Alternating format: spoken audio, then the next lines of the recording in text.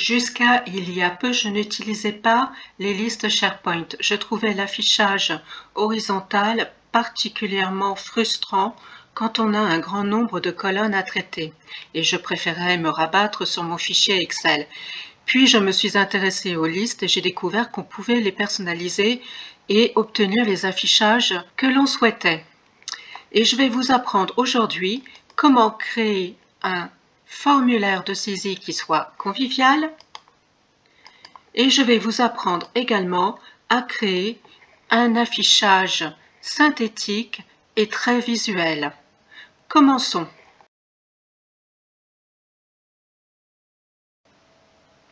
Le masque de saisie que je vais réaliser a trait à l'arrivée d'un nouveau salarié et recense toutes les tâches que j'ai à accomplir dans ce cadre. La plupart des tâches contiendront simplement un champ date qui sera la date de réalisation de la tâche en question. Ces tâches sont regroupées par grandes thématiques: gestion administrative, ajout du nom du salarié à des fichiers, documents à récupérer et la journée d'intégration. J'ai ici un champ personne qui récupère dans l'Active Directory le nom du manager. J'ai ici une zone de texte qui contiendra à la fois le prénom et le nom du salarié. Je n'ai pas besoin de distinguer les deux, mais si je l'avais souhaité, j'aurais simplement créé deux zones de texte.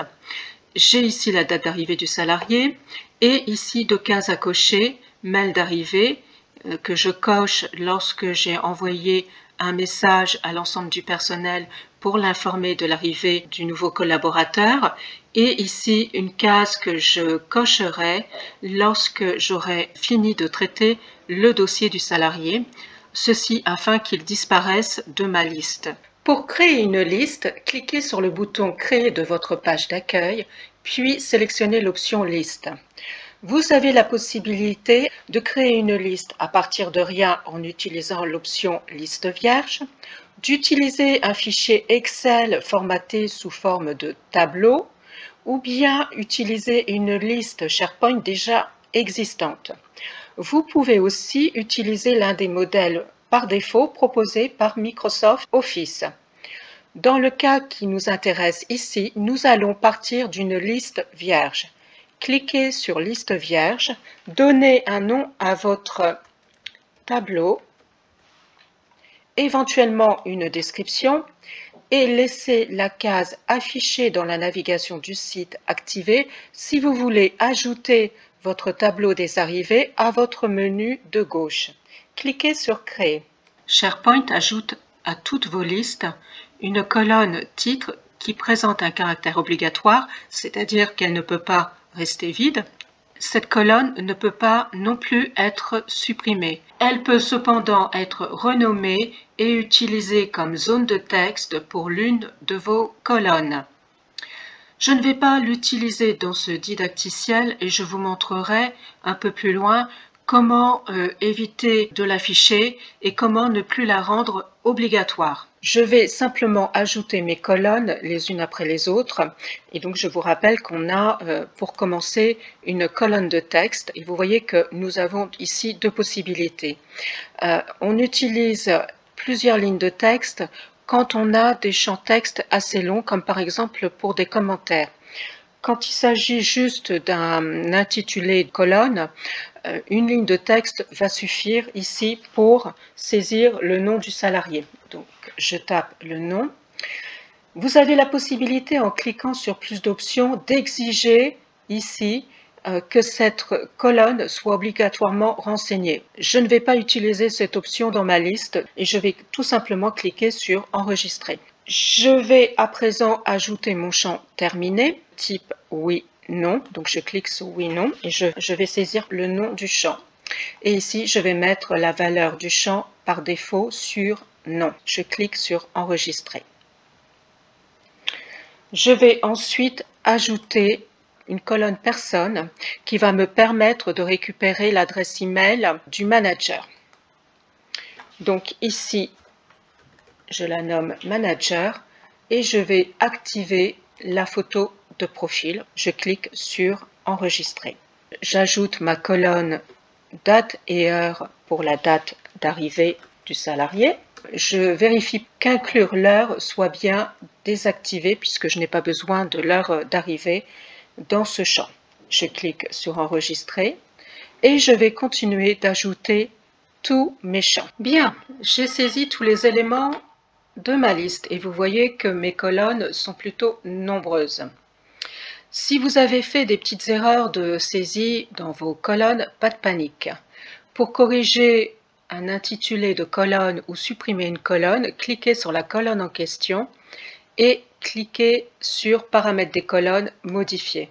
Vous pouvez modifier sans souci le nom de votre colonne, mais vous pouvez tout en bas utiliser le bouton supprimer pour vous débarrasser d'une colonne que vous n'utiliserez pas. Si vous souhaitez déplacer l'ordre de vos éléments, vous pouvez les faire glisser à la souris à l'emplacement souhaité, ou vous pouvez utiliser une autre astuce qui est particulièrement utile quand on a des listes extrêmement volumineuses.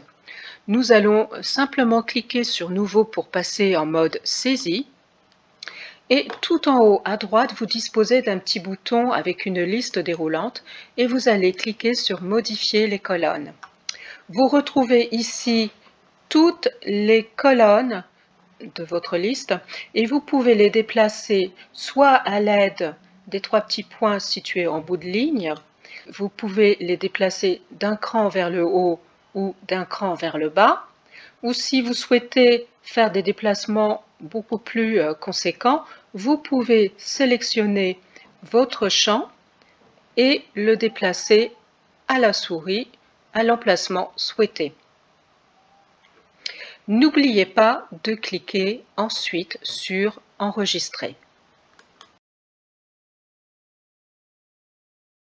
Le moins que l'on puisse dire à propos de notre formulaire de saisie est qu'il manque cruellement de convivialité. Les éléments sont placés les uns en dessous des autres et tout cela manque véritablement de lisibilité. Fort heureusement, nous pouvons remédier au problème. Cliquez sur la liste déroulante et sélectionnez « Configurer la disposition ». Dans la boîte de dialogue qui apparaît, le premier champ « Appliquer la mise en forme A » comporte trois éléments. En tout premier lieu, l'entête, qui est le titre de notre formulaire de saisie. Ici, nouvel élément. Nous avons ensuite le corps, qui correspond à tous les entêtes de colonnes de notre liste SharePoint, c'est-à-dire tous les éléments que nous retrouvons ici. Et enfin, nous avons un pied de page dont l'utilité est relativement limitée et que nous n'utiliserons pas ici. Je vais commencer par le corps, donc je clique sur le corps. Je positionne ensuite mon curseur sur mise en forme du code et vous voyez qu'ici on attend du code JSON. Alors je vous rassure, je ne suis pas plus développeuse que vous, même si j'ai des petites compétences en la matière. Nous allons faire très simple. Nous allons cliquer sur En savoir plus, ce qui ouvre la page de documentation technique de SharePoint et nous allons cliquer sur Configurer le corps personnalisé incluant une ou plusieurs sections. Celui-ci comporte un extrait de code prêt à l'emploi et je vais simplement venir le copier en cliquant sur le bouton Copier. Je rebascule sur SharePoint et là je vais coller mon code, tout simplement. Nous allons à présent tenter de décrypter ce fameux code JSON. Pour plus de clarté, j'ai agrandi le code sur une diapositive PowerPoint. J'ai colorisé deux portions de texte. Si vous êtes attentif, vous remarquerez que ces deux portions de texte sont identiques à un détail près, la virgule. Nous avons ici un exemple de code pour deux sections. Toutes les sections se terminent par une virgule, à l'exception de la dernière. Qu'appelle-t-on section? Les sections, ce sont les grandes thématiques de notre masque de saisie. Ici, j'ai une section salarié. Ici, une autre qui s'intitule gestion administrative, etc., etc. J'ai dans mon exemple 6 sections. Chaque section comporte un nom d'affichage, ici salarié, et différents champs, manager, salarié, date d'arrivée, etc. Ceci pour chaque section. Ce sont ces paramètres qui sont attendus dans notre code. Les lignes qui commencent par des doubles slash peuvent être supprimées car il ne s'agit que de commentaires. Ici, il nous indique ce qui est attendu. Là, le nom de la section, le display name. Ce nom va être indiqué entre les guillemets. C'est ici que nous placerons donc pour la première section le mot salarié. Ensuite viennent les champs, fields en anglais. Les champs vont être listés les uns en dessous des autres, entre guillemets, et ils seront tous suivis d'une virgule, sauf le dernier. C'est le même principe que pour la section. Nous voici de retour sur SharePoint. Je vais donc compléter mon code. Je vais zoomer sur la fenêtre pour que ce soit un peu plus lisible. Donc ma première section s'intitule Salarié. Donc je saisis le nom de cette section. Ici le champ title n'est pas utilisé, donc je vais le remplacer par le premier champ, c'est-à-dire le nom du salarié. Je mets une virgule puisqu'il est suivi d'autres champs. Le second champ est le champ manager, je mets également une virgule. Le troisième est la date d'arrivée. Et le quatrième champ, c'est le mail d'arrivée. Et je termine cette section avec le champ terminé.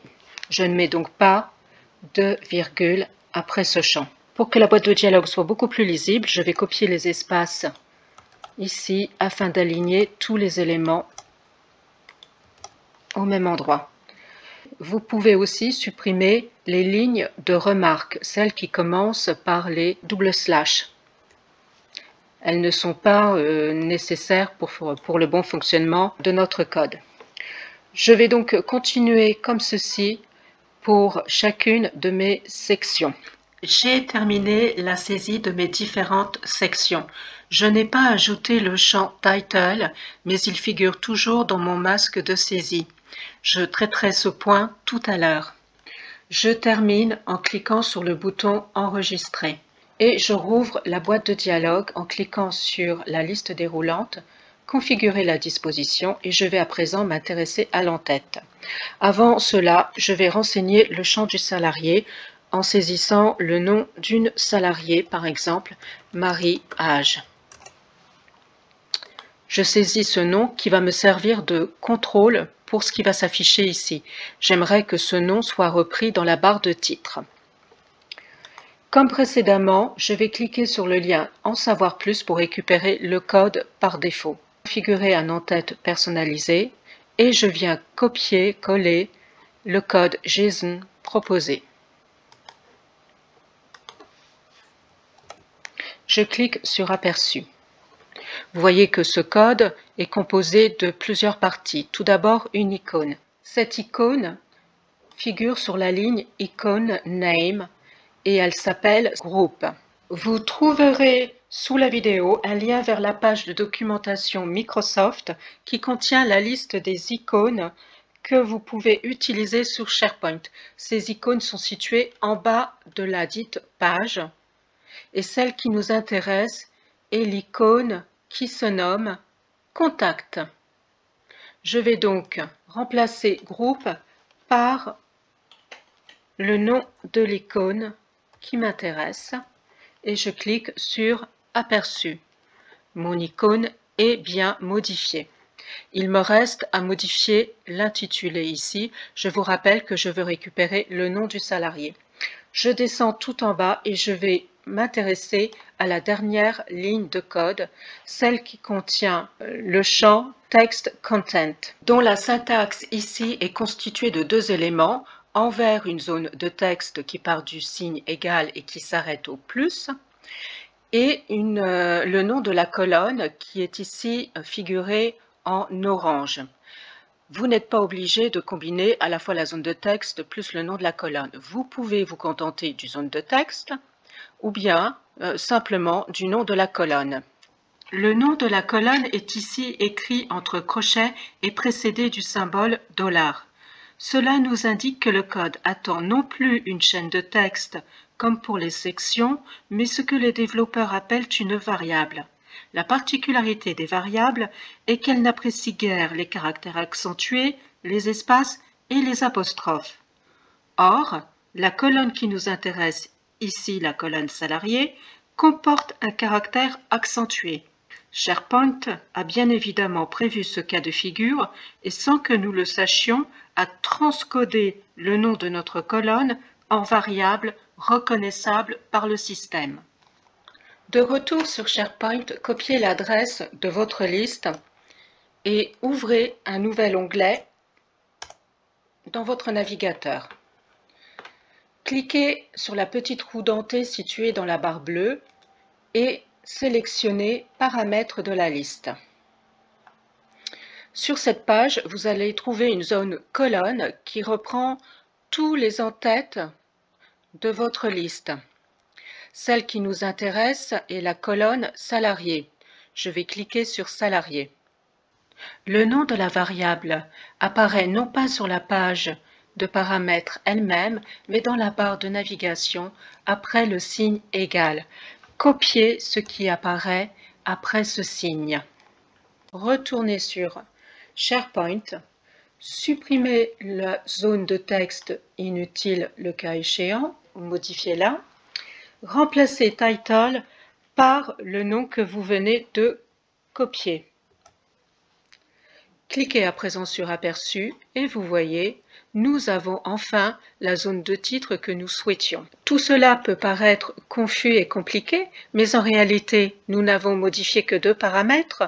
Le tout premier, c'est le nom de l'icône, où nous avons indiqué le nom de l'icône que nous souhaitions mettre.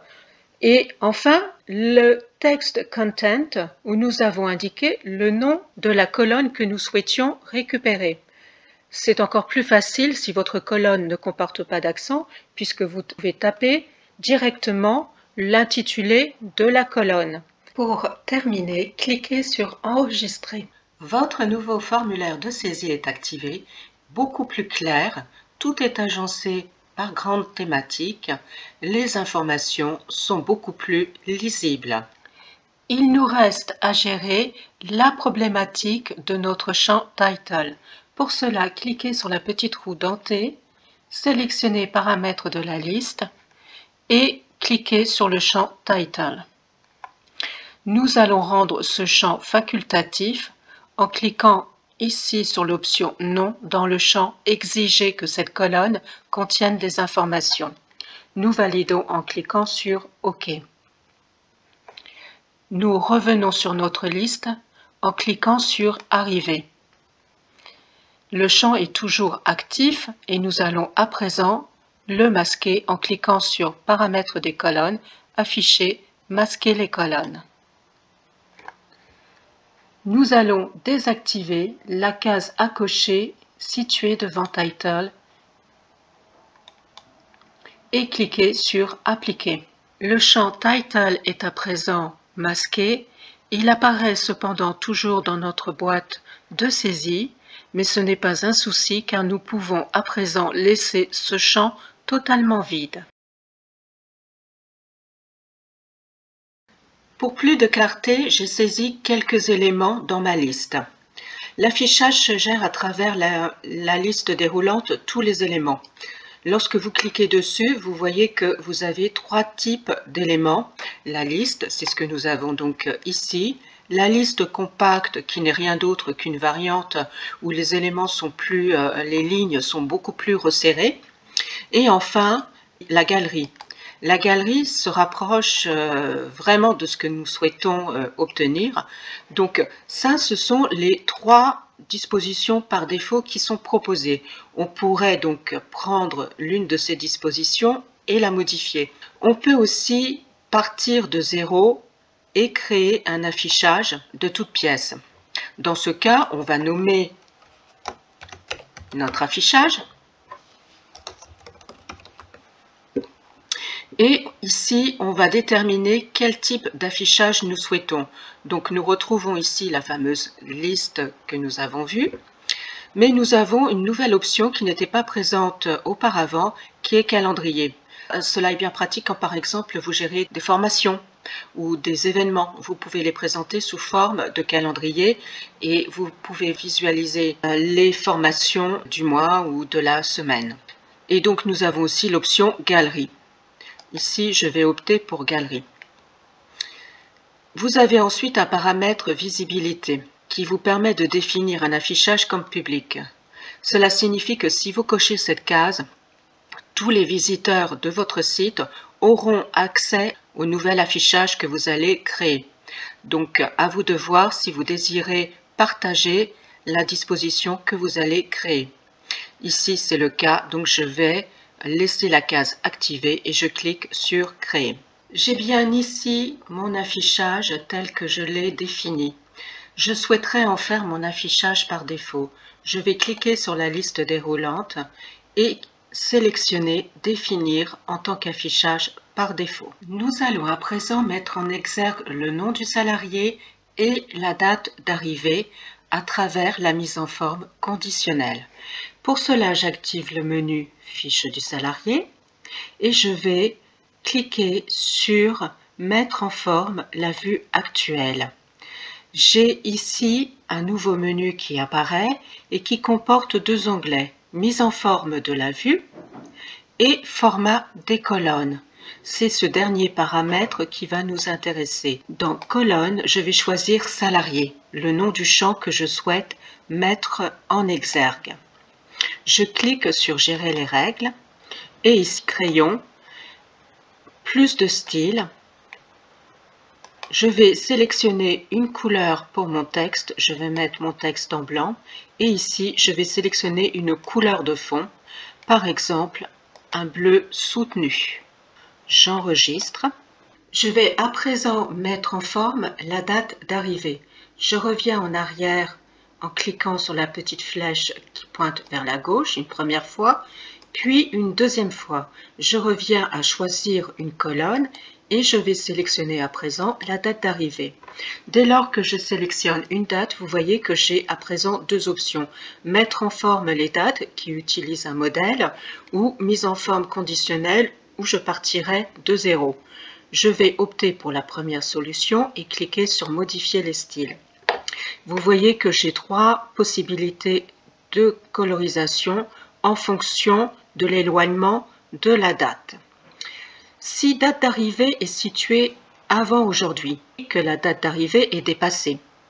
Ici, je vais vouloir mettre ma date d'arrivée sur fond rouge. Je clique sur le petit crayon ici et je vais sélectionner l'un des styles proposés, par exemple rouge, puisque la date est dépassée.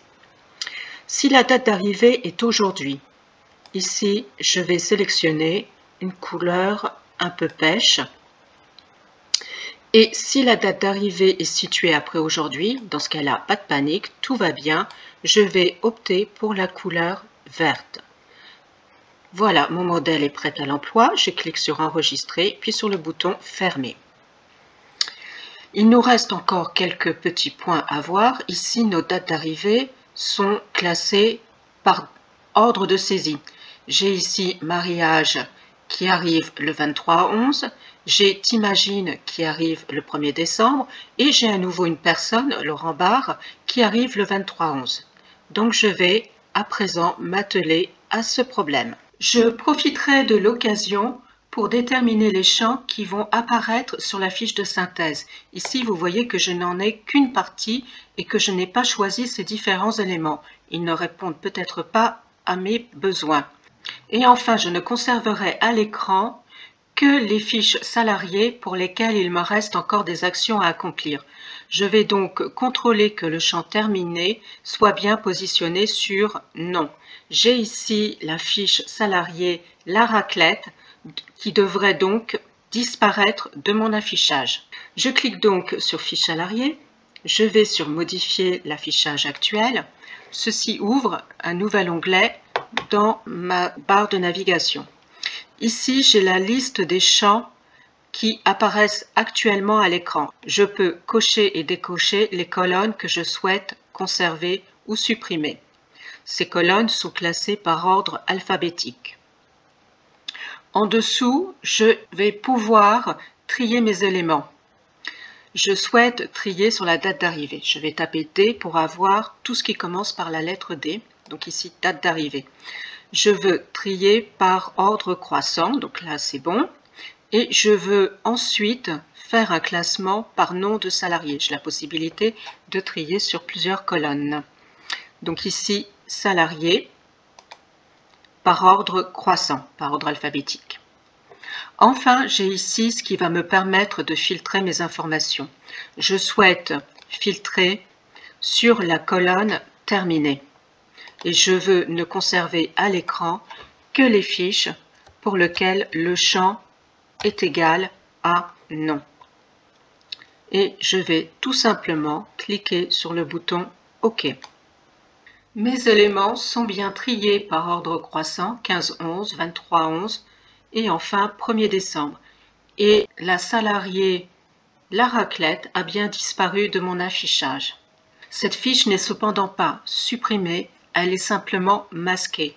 Vous pouvez vous en assurer en cliquant sur Fiche salarié, tous les éléments, et ici vous voyez bien apparaître La Raclette. Vous avez créé de nombreux affichages que vous n'utilisez pas? Pour supprimer un affichage devenu inutile, cliquez sur la roue dentée et cliquez sur Paramètres de la liste. Nous revenons à un écran que nous avons déjà eu l'occasion de découvrir.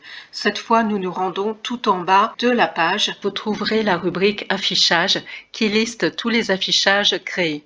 Tous ces affichages peuvent être supprimés, à l'exception de celui qui bénéficie de l'attribut Affichage par défaut. Vous devrez au préalable, pour le supprimer, réaffecter ce paramètre à l'un des autres affichages. Vous devez toujours avoir un affichage par défaut.